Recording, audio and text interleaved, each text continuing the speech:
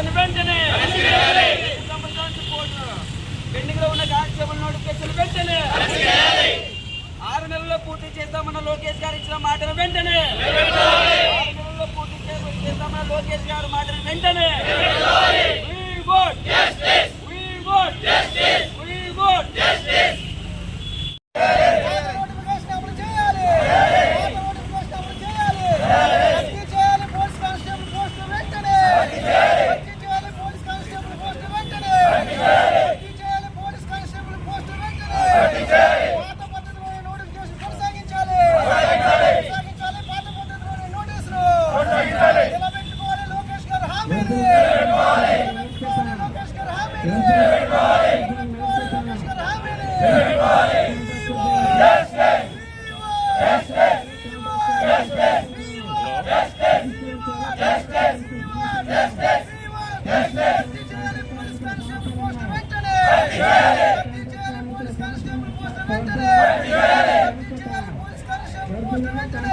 Constable notification వెంటనే 2022 constable notification వెంటనే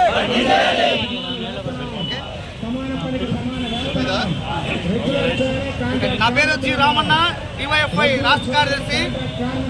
గత 2 ఏళ్ల నుంచి పోలీసు ఉద్యోగాలు నోటిఫికేషన్ వచ్చి 95,000 మంది ఈరోజు కళ్ళలో ఒత్తులు పెట్టుకుని మాకు ఉద్యోగం వస్తుంది, మా కళ నెరవేరుతుంది, మేము పోలీసు కావాలన్న లక్ష్యంతో దాదాపు 1,00,000 కుటుంబాలు ఈ రాష్ట్రంలో 2 ఏళ్ల నుంచి ఎదురు చూస్తా ఉన్నా. ఈరోజు గతంలో ఉన్న వైసీపీ ప్రభుత్వం కానీ ఈ రోజున్న కూటమి ప్రభుత్వం కానీ 2 నిరుద్యోగుల పాలిట శాపంగా మారింది.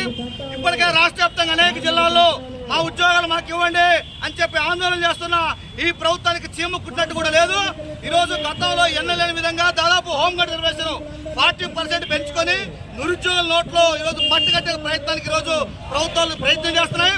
తక్షణమే రాష్ట్ర ప్రభుత్వం ఏజీని నియమించి కోర్టులో సమస్యలు పరిష్కారం చేసి పాత పద్ధతులు ఏదైతుందో హోంగార్డ్ రిజర్వేషన్ దాని ప్రకారమే భర్తీకి ప్రక్రియను ప్రారంభించాలని చెప్పి ఈరోజు మేము డివైఎఫ్ఐగా అభ్యర్థులుగా ఈ ప్రభుత్వాన్ని అభ్యర్థిస్తున్నాం.